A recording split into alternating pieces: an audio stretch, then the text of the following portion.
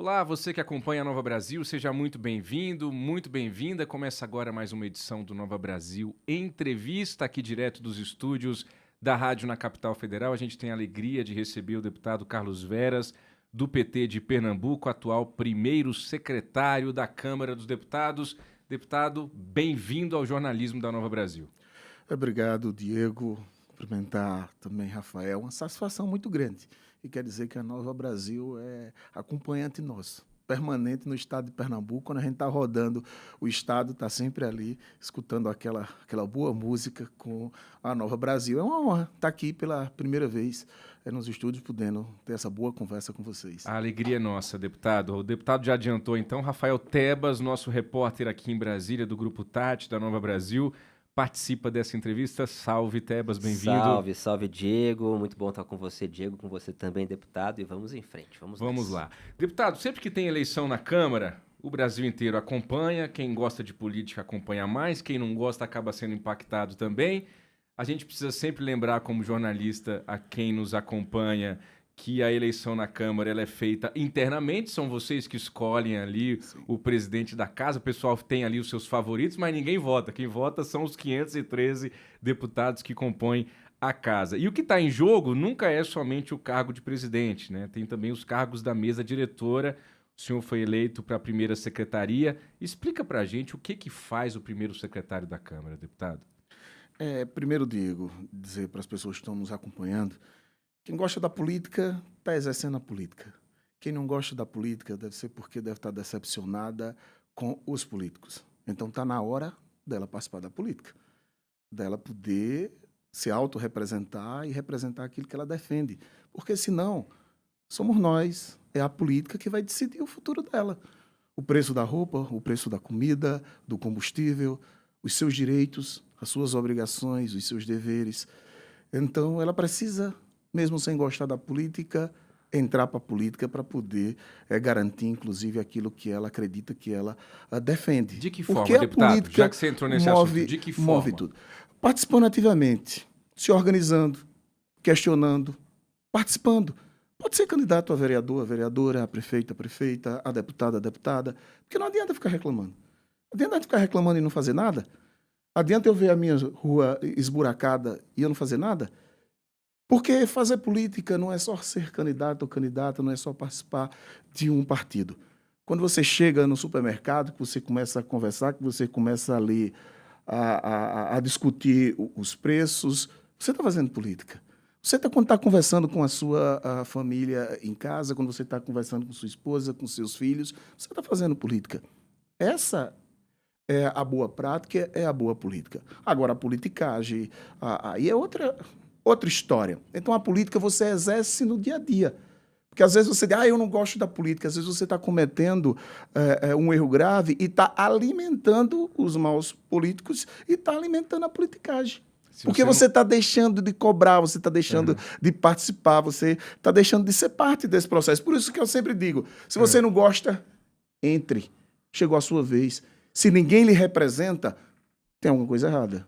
Então você precisa entrar para poder representar aquilo que você defende e há outras pessoas que também, como você, às vezes não está descrente com a política, não acredita. Porque se não for a política, é ditadura. Se for ditadura, não é democracia. A gente não estaria aqui conversando. A pessoa não tinha nem direito de dizer assim, eu não gosto da política, eu não gosto dos políticos, eles não me representam. Então, acho que as pessoas têm que participar. Se você não gosta, vai ter sempre alguém que goste no seu lugar, né, deputado? Vai ter alguém fazendo por você e decidindo as coisas por você. Por isso que você tem que participar das decisões, mesmo às vezes quando você é minoria naquela decisão. Mas você participou, você expressou a sua opinião. Muito bem. Deputado, já começou a conversa aqui puxando por um lado, mas muito boa essa reflexão, deputado. Mas responde para mim o que faz o primeiro secretário. Às vezes brincam e chamam a gente de prefeito da Câmara dos Deputados, por ser exatamente a parte do administrativo. A gente administra toda a parte funcional da casa. Relação direta com todos os trabalhadores, seja os servidores, seja os comissionados, os terceirizados, tem essa relação direta conosco. Nós somos responsáveis pelas obras, pelas licitações, por todo o processo administrativo da casa, né? A gente administra esse orçamento que faz com que a casa possa funcionar. inclusive para poder garantir um melhor acesso para a população que vem visitar a Casa do Povo, a Câmara dos Deputados, para poder garantir um bom funcionamento, inclusive, da casa para os próprios parlamentares e para os servidores, para poderem continuar ali trabalhando e exercendo o seu papel. Então, toda a parte administrativa, desde que pega o comitê de imprensa que está lá, para credencial, inclusive das pessoas que podem ter essa credencial para poder ter um acesso mais livre à Câmara dos Deputados.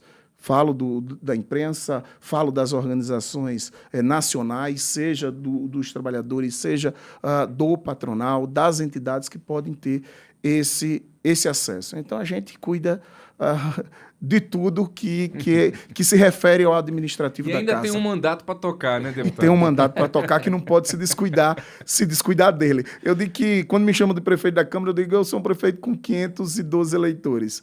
É um eleitorado e um público, né, menor para você atender, mas muito exigente e muito qualificado. Então, tem que ter muita habilidade para poder lidar e cuidar da casa. Rafael Tebas. E, deputado, então, para ficar ainda mais claro para o nosso ouvinte da Nova Brasil, a primeira secretaria também é responsável por gerir o orçamento da Câmara.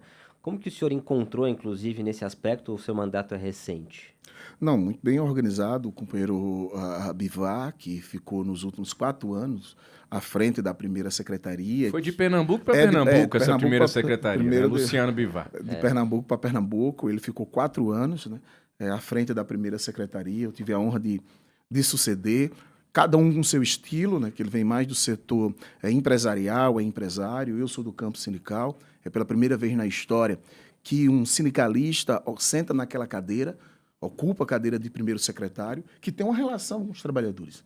Então, a gente já procurou, inclusive, fazer boas conversas, boas reuniões com o Sindileges, o sindicato que representa os servidores, com as comissões, com os sindicatos que representam também os terceirizados, para a gente poder ir pautando e discutindo.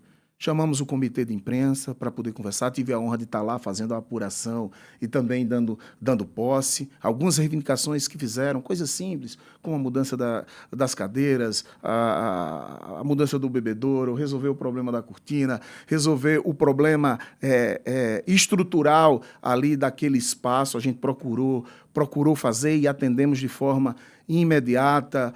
Tem lá também o quadro, né, com o nome de cada ex-presidente do comitê de imprensa, a gente procurou cuidar disso. Legal. Recebemos uma reivindicação dos motoristas que trabalham para a gente, que nos espera e que há anos estavam ali esperando a gente sentado lá de fora no banco de cimento, que não tinha um bebedouro para eles. A gente abriu rapidamente, junto com o Depol, uma sala para eles, com ar-condicionado, com um bebedouro, com um cafezinho, com a televisão, com as cadeiras, para eles poderem esperar que bom, isso não dignamente. Tinha, né? Que coisa se não existia, hein? Porque, como eu digo, se a gente não cuidar dos trabalhadores que cuidam da gente, como é que a gente vai chegar aqui e dizer nós estamos trabalhando e preocupados para cuidar da sociedade brasileira, de todos os trabalhadores do Brasil, se você não cuida direito daqueles que estão com você no dia a dia? Não pode ser como é um ditado que a gente fala lá no sertão do meu Pajeú: casa de ferreiro, espeto de pau.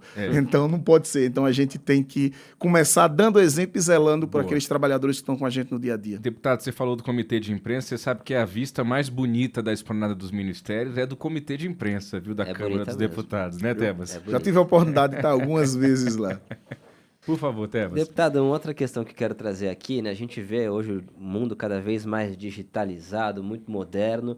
A minha pergunta é nesse sentido, se há alguma avaliação para cada vez mais deixar os mecanismos mais digitalizados no que diz respeito à primeira secretaria da Câmara e os processos internos também da Câmara. Claro, estamos tomando algumas providências, inclusive para facilitar o acesso à casa. A gente está, inclusive, em processo de construção, mas já está em funcionamento através do aplicativo para que você possa ali se credenciar, para facilitar o tempo que você passa ali na fila para poder entrar na Câmara dos Deputados. A gente está tendo a marcha dos prefeitos. Ontem a gente teve 10 mil pessoas visitando a Câmara dos Estava muito Deputados. cheia mesmo, tá? Passei o Deputados. dia lá na... Então, essa no semana Congresso. nós vamos ter aí mais de 20 mil pessoas que visitaram a Câmara dos Deputados. Então, através desse aplicativo, para as pessoas poderem entrar ali, poder se cadastrar e facilitar o seu acesso, a gente já instalou um comitê, um grupo de trabalho que está discutindo a modernização do acesso à casa e também a segurança. Porque eu tive 10 mil pessoas ontem entrando na Câmara dos Deputados. Eu sei que elas entraram, mas eu não sei que horas elas saíram e por onde elas saíram. Porque eu tenho um controle de entrada, não tenho um controle de saída. Isso é uma questão de segurança, não só para os deputados, não só para os trabalhadores que trabalham ali, mas para toda a população, para todas as pessoas do Brasil inteiro. Do que o senhor está falando exatamente, deputado, desse estavam- controle de saída? É um registro? É câmera? Exatamente, O que que é? exatamente, porque você se credencia para entrar. Quando você sai, você passa direto. Tá, não você tem não um... sabe que horas essa pessoa saiu. A não Exatamente. ser que tenha ali as câmeras de segurança, né? Você tem, mas como é que se acontecer alguma coisa, você Sim. vai procurar, você vai Vai ter que puxar, correr atrás, sim. fazer todo um trabalho manual para poder identificar. E se forem 10 mil pessoas, dificulta um pouco mais. Muito. Então, a gente está trabalhando, inclusive, nesse grupo de trabalho IGT que já foi criado. Então, a gente está trabalhando para poder organizar todo esse processo. Já fizemos uma visita ao Supremo Tribunal Federal, que inclusive colocou catracas com identificação facial. Nós estamos visitando outras empresas, outros setores que têm todo esse processo de controle e de segurança e também que agilizem, inclusive, esse processo de identificação e de entrada, para poder garantir segurança para aquelas pessoas, para a sociedade que visita a Câmara dos Deputados. Então, a gente está todo vapor aí no grupo de trabalho, logo, logo nós teremos novidades.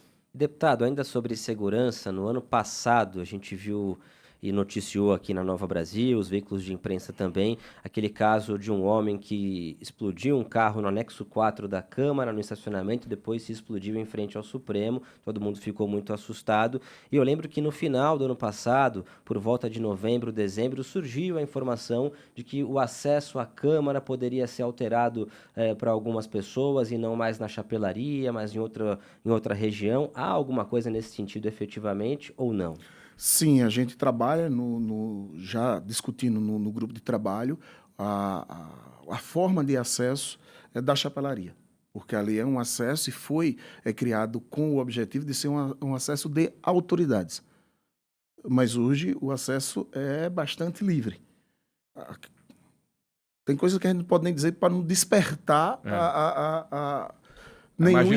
nenhuma ideia, nenhuma imaginação fértil e terrorista. Mas acesso livre ali é um risco que corre às pessoas. Então, a gente está trabalhando, inclusive, nessa possibilidade, fazendo um estudo, inclusive, de ter cancelas nas entradas para poder também organizar esse controle.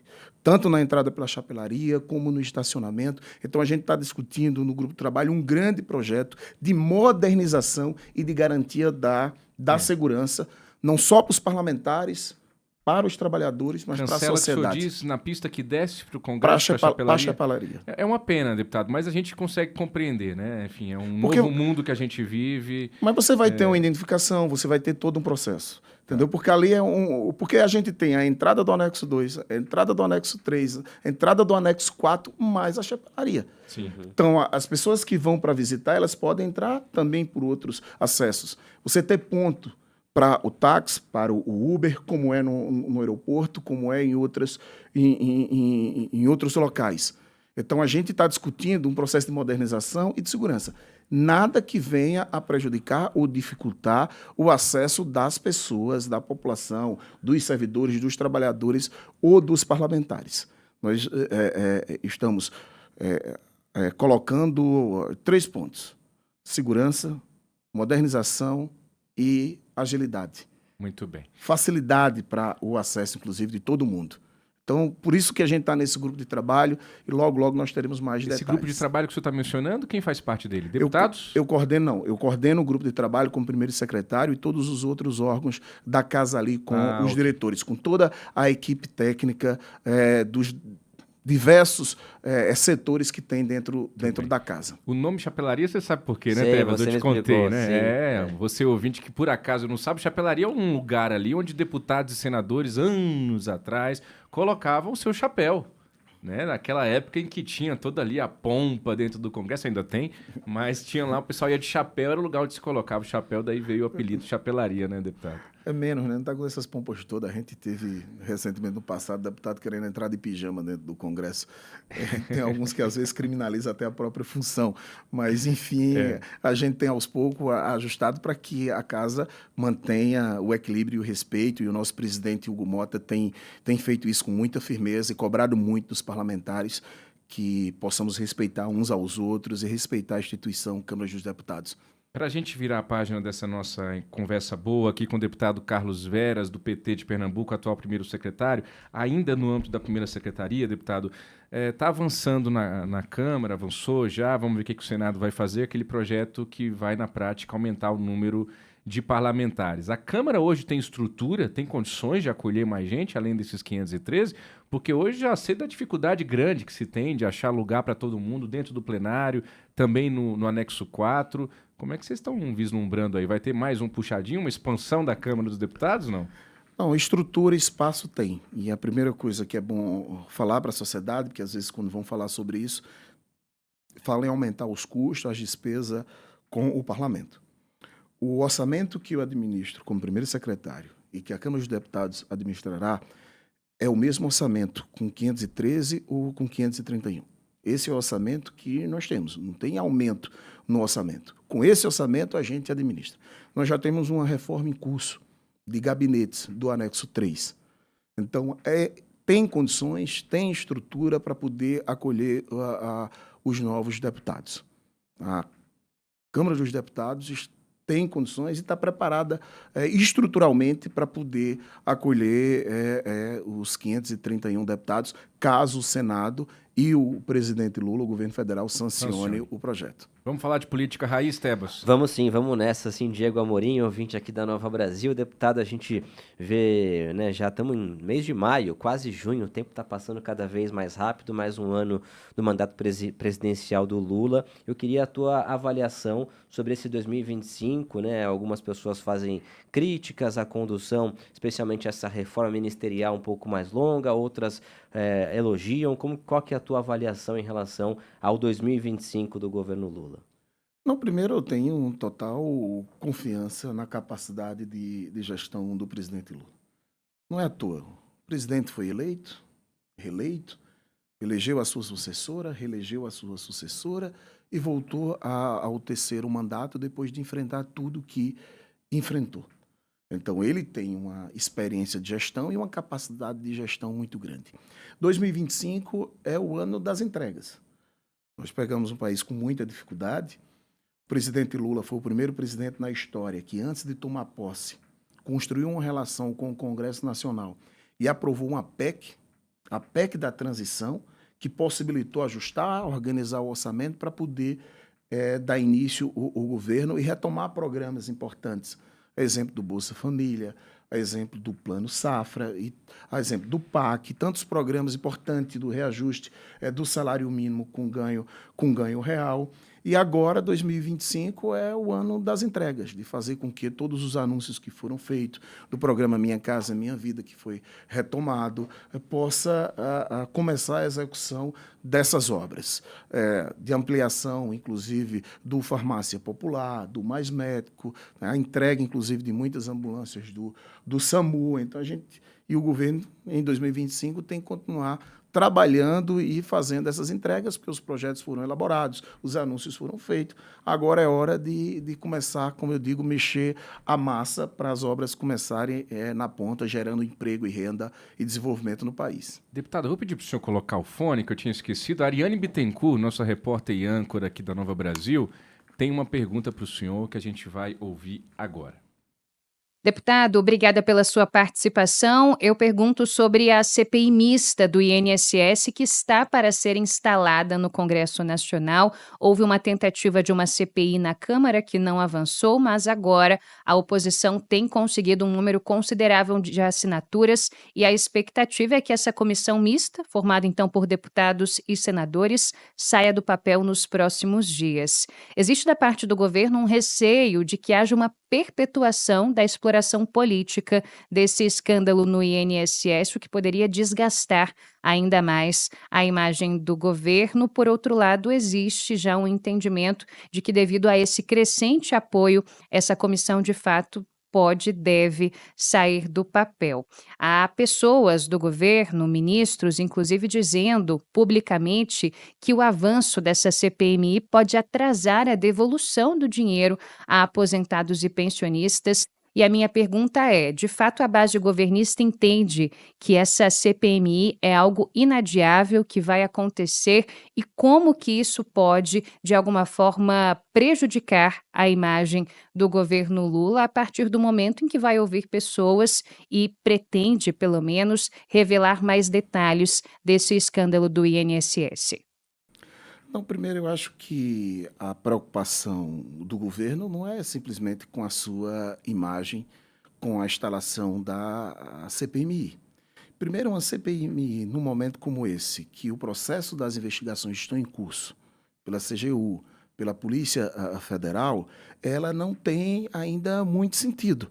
Seria apenas um espaço para o enfrentamento e o debate político.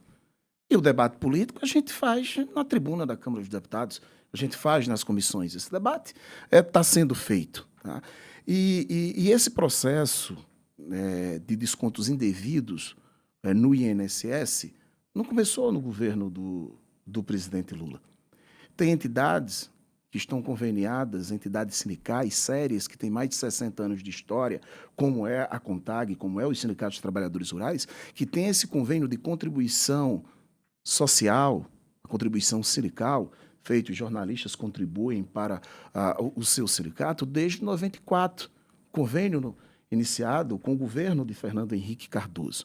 O grande problema está na origem, quando, ainda no governo anterior, se relaxa, se flexibiliza o processo de credenciamento de associações, que se credenciam e começam a utilizar de formas indevidas e pegar contribuições, descontos desses trabalhadores de forma indevida sem a autorização desses trabalhadores, como está sendo revelada as investigações. E é preciso que essas investigações vá a fundo. Teve entidades, exemplo da própria CONTAG e os seus sindicatos, que apresentaram uma série de denúncias. Teve um servidor que no governo anterior apresentou essas denúncias. O que foi que aconteceu com ele? Foi perseguido, transferido de setor. A Polícia Federal, no governo anterior, não investigou. Então, a exemplo da CPMI do 8 de janeiro, se acharem que instalar uma CPMI é para desgastar o governo do presidente Lula ou para emparedar ele, está muito enganado. Como foi a CPMI do 8 de janeiro? Sendo instalada a CPMI do INSS, vai ser feito todo um debate e que vai trazer à tona todo esse processo. A base do governo está pronta para essa CPI, deputado? A base do governo está sempre pronta para enfrentar o debate. Para enfrentar o debate. Agora, não pode ter uma CPMI só para fazer debate político, porque isso atrasa os trabalhos no Congresso. Nós vamos ficar aí 6 meses praticamente paralisado. Em vez de o Congresso Nacional estar discutindo os grandes projetos que são de interesse da população brasileira, de poder estar nesse processo de melhoria na vida, na renda da população, e se concentrando nesses debates importantes desses projetos, vai estar concentrado no debate político de um CPMI, às vezes atrapalhando até a investigação da Polícia Federal e da CGU. Eu acho que tem esses órgãos, tem uma investigação em curso, a gente tem que dar o tempo necessário.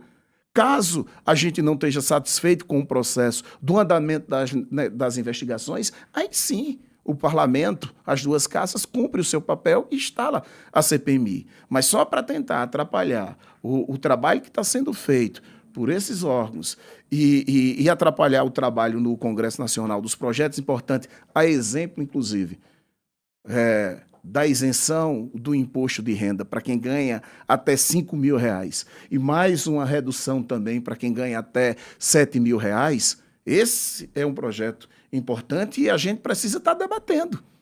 Esse é o tema que interessa a população brasileira, que a gente precisa debater. A gente está caminhando para o fim dessa boa conversa com o deputado Carlos Vera, do PT de Pernambuco, aqui na Nova Brasil. Rafael Tebas, traz para o deputado, por gentileza, aquele levantamento que você fez recentemente, inclusive mostrando sobre a produtividade aqui no Congresso. O Tebas fez um trabalho, deputado, que a gente estava comentando aqui. Puxa vida, não vou pedir para o senhor falar mal dos seus colegas, não, mas deixa que a gente faz a nossa análise aqui.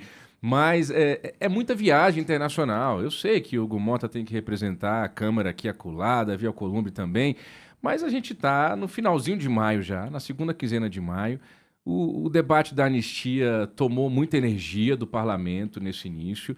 A gente tem questões climáticas, a gente tem a questão da segurança pública, a gente tem a questão econômica, a gente tem questões de saúde, a gente tem tanta coisa que a gente noticia como jornalista diariamente que realmente interfere na vida das pessoas.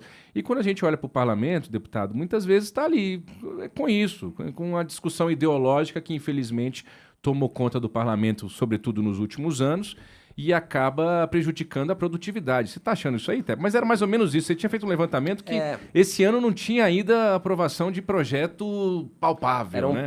poucas aprovações de projetos palpáveis, como disse o Diego Amorim. Fiz esse ranqueamento junto com o CD Silva, o nosso produtor, e você tem razão. Teve muito projeto interno, né, de mudança ali na Câmara, do regimento, dos processos. Mas é isso, deputado. Eu queria só pedir para o senhor fazer um comentário sobre isso também. Não vou atribuir ao senhor nada disso, são 513 deputados. Mas a gente, como população de fora, fica perguntando, caramba, poxa vida, vamos lá, parlamento, vamos lá. Entreguem para a gente alguma coisa da nossa vida real, né? Não, primeiro você tem razão quando trata desse processo da polarização ideológica. Trava, atrapalha. E atrapalha muito. Por isso que eu tenho dito que citei, inclusive, o exemplo da CPMI, que entra nessa vibe também de tentar paralisar o Congresso. A gente tem que se concentrar no que interessa à população. A pauta da segurança pública, a gente tem que fazer avançar, tem que debater, tem que rodar os estados, os municípios, ouvir a população, tem que ter participação popular nesse debate. O debate da redução e da isenção do imposto de renda tem que ser debatido. A COP vai ser aqui no Brasil, vai ser na Amazônia. Então, a gente tem que discutir as mudanças climáticas. É a vida, é a existência da raça humana que tá em jogo. Então, esse é um debate que tem que ser feito. Agora, é bom lembrar que eu, por exemplo, quando cheguei aqui em 2019, eu comecei todo dia, tome projeto de lei. Quando eu estava mais ou menos no segundo ano, já estava com mais de 1.000 proposituras apresentadas. Só que o rito para você fazer um projeto de lei desse ser aprovado é uma vida. É uma vida. Então, o resultado e o trabalho dos parlamentares não está só no que foi aprovado em plenário. A gente lançou, inclusive, ontem, uma revista plenário, que é importante. Vou pedir, inclusive, para a Fábio para poder presentear vocês aqui com essa revista, que traz artigos importantes e mostra a atuação no plenário, porque a gente produz muita coisa, faz muita coisa, mas muitas vezes não aparece. Então, essa revista que será semestral é muito, muito importante. Tá? Então, o trabalho não é só o que está aprovado no plenário, tem o entorno da participação nas comissões, as emendas que a gente faz, as medidas provisórias, aos projetos de lei, esses debates que são feitos, a atividade no Estado. Eu chego quinta-feira à tarde em Recife, eu vou rodar o Estado. Eu tenho um final de semana por mês com minha família, com meus 5 filhos, com minha esposa, com meus pais. Um final de semana. O resto é rodando o Estado para ouvir as demandas, saber o que está acontecendo para quando subir na tribuna, não falar o que eu estou pensando, mas falar o que eu vi, o que eu senti no dia a dia, a realidade dessas pessoas. E também com os requerimentos de urgência que o presidente Hugo Mota tem colocado agora, tem priorizado muito pouco para poder valorizar o Colégio dos Líderes, valorizar as comissões, mas com os requerimentos de urgência, muitos projetos que a gente debatia nas comissões acabaram tendo que vir ao plenário. A gente aprovou, inclusive, um requerimento de urgência ontem, de um projeto de lei que terá mais uns 60 projetos de lei apensado, que vai tratar dessa questão dos convênios junto ao INSS. Pode acabar o convênio das entidades com o INSS? Pode. Pode endurecer, enrijecer esse processo, tornar mais rígido e ter um controle maior? Pode, eu acho que caminhará nesse sentido. Mas o parlamento vai discutir sobre isso. Tem deputados, inclusive, da nossa relação, ou da base do governo, que eu já vi fazendo vídeo dizendo: vocês, batendo na extrema-direita, vocês são contra o fim da escala 6x1, mas aqui a gente só trabalha 2 dias por semana. Só se for ele. Eu não trabalho 2 dias por semana. A minha escala é 7x7. Não é 6x1. E sou a favor do fim da escala a 6x1. Acho que os trabalhadores precisam ter um tempo a mais para cuidar da saúde, da família. Precisa. Agora, eu não aceito que os próprios parlamentares criminalizem a sua própria função parlamentar. Porque pode ser que tenha uns que fique só 2 dias e o resto vá para outro canto. As viagens internacionais, eu acho que elas são importantes. Eu tive, inclusive, numa missão oficial agora acompanhando o presidente Hugo Mota. É muito importante que o presidente também faça essas viagens para poder mostrar o que o parlamento está fazendo. Dessa relação com todos os poderes, com o judiciário, com o executivo, de poder ajudar a defender o Brasil, a ajudar a fazer com que o Brasil continue crescendo no ranking das potências econômicas. Então, eu acho que são viagens importantes.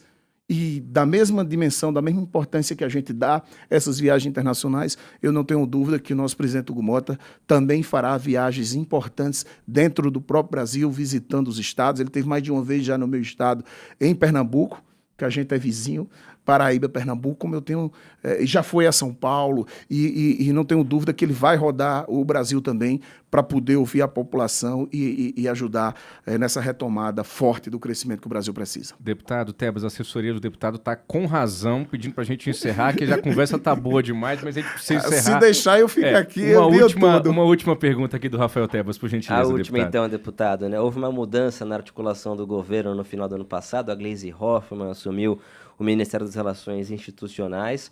A minha pergunta é: melhorou essa ponte entre Câmara dos Deputados, entre os parlamentares e o Palácio do Planalto com a Gleisi Hoffmann? Não, sem sombra de dúvida. A presidenta Gleisi é deputada federal com a gente, conhece a casa, tem uma boa relação com todos os líderes, tem feito um papel essencial, dando continuidade ao excelente trabalho que foi feito pelo companheiro Alexandre Padilha, que cumpre uma função importante hoje no Ministério da Saúde, que é a área dele, que já foi ministro da Saúde, então ali ele está muito mais em casa, muito mais à vontade, e a presidenta Gleisi assumindo hoje o Ministério da Articulação Política, tem exercido um bom trabalho, e essa relação está muito afinada com os líderes, tanto da Câmara como do Senado. E não tenho dúvida que ela vai continuar avançando, trabalhando para ajudar a gente a aprovar os projetos de lei que são de interesse da sociedade brasileira. Muito bem. Rafael Tebas, obrigado pela participação na Obrigado, entrevista. valeu, Diego. Deputado federal Carlos Veras, do PT de Pernambuco, atual primeiro secretário da Câmara. Obrigado pela gentileza de ter vindo aqui aos estúdios da Nova Brasil em Brasília. Eu que agradeço a oportunidade e deixo o convite, espero vocês para fazer uma visita à Câmara dos Deputados, à primeira secretaria, para a gente tomar um cafezinho pernambucano, produzido lá no nosso estado, e continuar batendo esse bom papo. Muito obrigado. Por lá. Muito obrigado a você que acompanhou essa entrevista. Continue ligadinho na Mais Que Moderna Brasileira, Rede Nova Brasil. Coragem, até uma próxima.